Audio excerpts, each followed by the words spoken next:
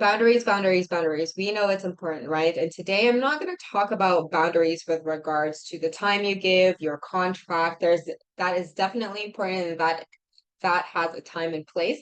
But today I'm talking about something different, which is the boundary that you set with regards to your attachment to your client's results. Not many people talk about this, but we really want to talk about this because as coaches and hypnotists, and if you are in the therapy field and healing field, there is a certain level of attachment that we unnecessarily put with regards to the outcome of our clients, right? And this isn't always a bad thing. It comes from a really good place of truly wanting to help our clients, but being too attached to the outcome completely fucks up our session and relationship with our clients. And also it can potentially severely limit the openness and the power of the transformations that you get to give your clients moving forward. And I'll give you an example very, very soon. I'm seeing a lot of, hypnotherapists who are like, I have a client who is complaining of this. I want my client to feel this way instead. First off, thinking that way, I'm going to say that again. I have a client who has a presenting problem of lack of confidence, like public speaking, right? Lack of confidence in public speaking. I want my client to feel like this. This is where the problem is, right? That is the attachment and the boundary that I'm talking about. It's not fucking up to you to be like, client, I want you to feel this way because it is not your fucking life, right? It is your client. So if you start thinking of that, really look in the mirror because that is some codependent shit that needs to be shifted. I get it. I used to be that way too. And what that has led me are clients who are way too attached to me and very much reliant on me. And I don't want that type of relationship with my clients or even students, right? I want to help them get rid of the bullshit that they have and really help them to move forward. But I want them to come from a place, and I even said that I would rather have them come from a place of them empowering themselves, of them knowing how to get there on their own, not just rely on me. This is why in our hypnotic questioning trainings and programs, it's all about just getting our clients results as fast as possible. We do not do the 10 session shit because, to be honest, if it takes 10 sessions to help a client to shift their patterns, there's something very inefficient in that process. If you know what to do at the right time in the proper sequences, then that wouldn't be a problem. Going back to the attachment, right?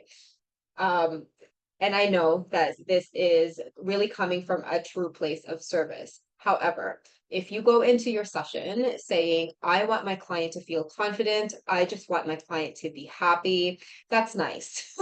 That is really nice. But then you are now putting an expectation into the session with regards to where you want the session to go. And if a client doesn't feel happy, you're going to steer the direction of the session to, because confirmation bias is a thing, you're going to steer that session into happiness. What if happiness isn't what the client needs at the present moment in time? What if it's just being neutral is exactly what they need?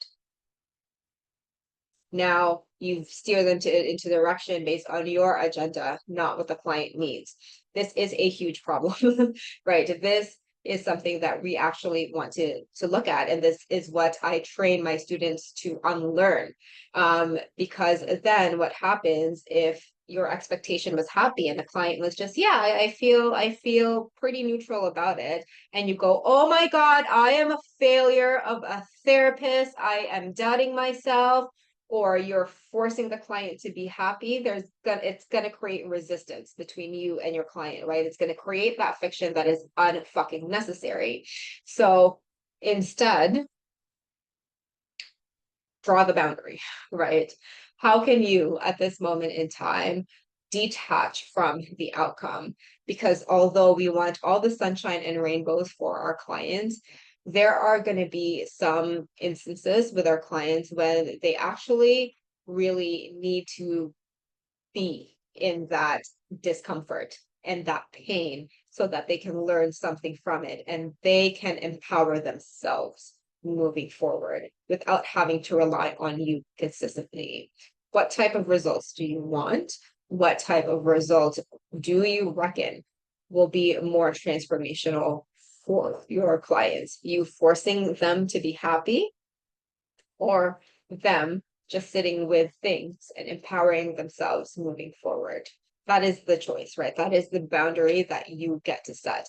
And to be honest, now that I've detached to my client with my client's outcome, I completely trust that their unconscious is looking out for them. The clients have been amazing, like next level.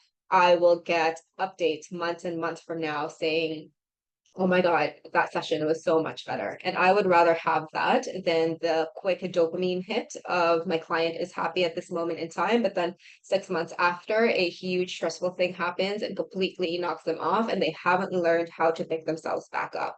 No, no. I would rather have my clients to feel neutral throughout our work together and then compound that shit with time and then learn the skills to help themselves get back up so that 6 months from now, 12 months from now, 5 years from now, they are able to take care of themselves instead of maybe their old default patterns of giving up. That is more transformational. That is the type of boundary you set. This is what to this boundary of detaching from the outcome actually helps you with. So which one are you going to choose?